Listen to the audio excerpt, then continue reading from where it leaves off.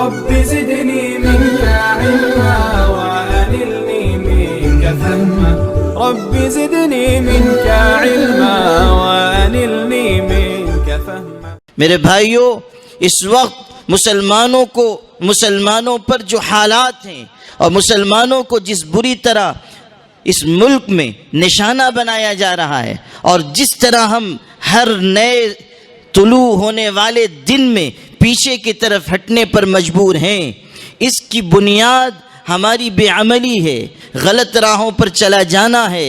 ملت اسلامیہ غلط راستوں کا انتخاب کر رہی ہے، گناہ اور نافرمانی اور سرکشی ہماری صفوں میں، ہماری جماعت میں، ہماری ملت میں بڑھتی جا رہی ہے۔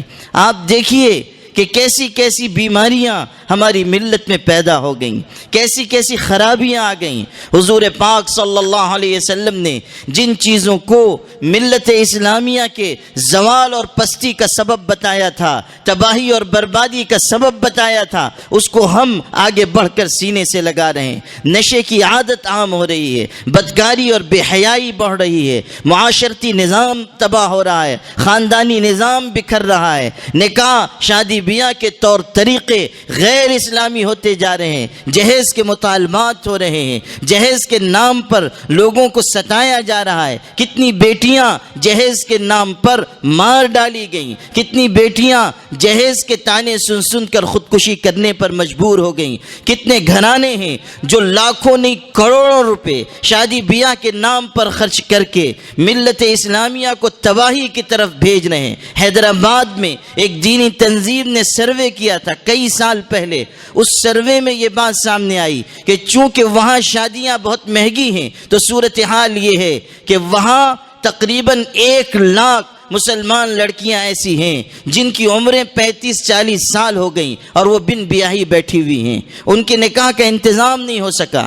آپ غور کیجئے کہ ایک علاقے میں شادی بیاہ کی فضول رسموں کی وجہ سے اتنی ساری مسلمان عورتیں بے نکاحی ہیں، پورے ملک کا کیا حال ہوگا؟ اور پھر جن علاقوں میں غربت و افلاس کی وجہ سے ایسی بن بیاہی عورتیں ہیں، ان کے انتظامات کس طرح ہو سکیں گے؟ کیسے وہ زندگی گزاریں گی؟ وہ گناہ اور نافرمانی کے راستے پر نکل جائیں، وہ جسم فروشی کے راستے پر نکل جائیں، کون ان کی کفالت کرنے والا ہوگا؟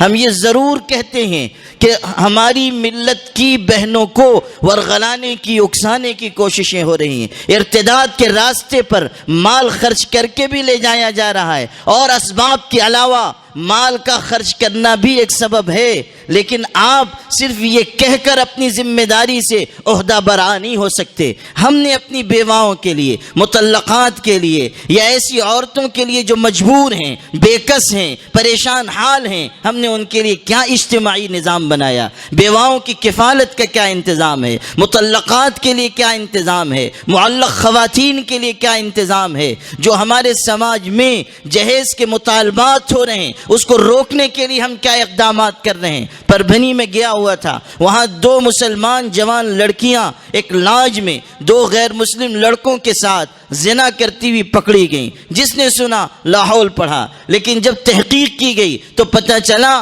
کہ ان کی ایک چچازاد بڑی بہن ہے جس کی نسبت طے تھی، باپ والد زدہ بستر پر ہے اور مجبور پریشان ہے، اور اس کی نسبت طے ہے، شادی کا انتظام نہیں، اور سسرال والوں نے مطالبہ کیا کہ جب تک مہاراجہ پلنگ جہیز میں نہیں دیا جائے گا اس وقت تک اس کو رخصت کر کے ہم نہیں لے کر جائیں گے۔ نتیجہ یہ ہوا کہ ان دونوں بہنوں نے یہ طے کیا کہ ہم جسم بیچیں، پیسے جمع کریں، جہیز کا انتظام کریں اور پھر اپنی بہن کو رخصت کریں تاکہ ہماری رخصتی کا انتظام ہو سکے۔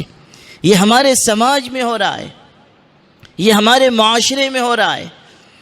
کس طریقے سے جاہلیت اور جہالت ہمارے سماج میں اپنے آشیانے بنا رہی ہے۔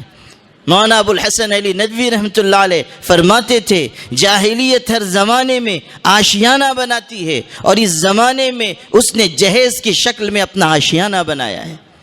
جاہلیت ہر زمانے میں اپنا آشیانہ بناتی ہے۔ آپ دیکھیے کہ کتنی مسلمان بچیاں اس جہیز کی لعنت کی وجہ سے تباہ ہو رہی ہیں، برباد ہو رہی ہیں، غلط راستوں پر جا رہی ہیں۔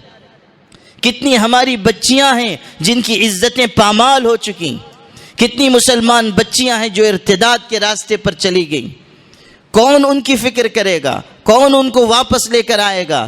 سماج میں کس طرح وہ باعزت زندگی گزار پائیں گی؟ اللہ کے بندو، ہمیں ان تمام پہلوؤں پر بہت ہی فکر مندی کے ساتھ غور کرنا ہوگا، اور ہمیں ایک مضبوط لاہ عمل بنانا ہوگا، ہر دن کی سطح پر کام کرنا ہوگا۔ روزانہ ہمیں اصلاح معاشرہ کے کاموں کے لیے ایک اچھی ترتیب کے ساتھ منظم محنت کرنی ہوگی، اس کے بغیر یہ معاشرہ ترقی نہیں کر سکے گا۔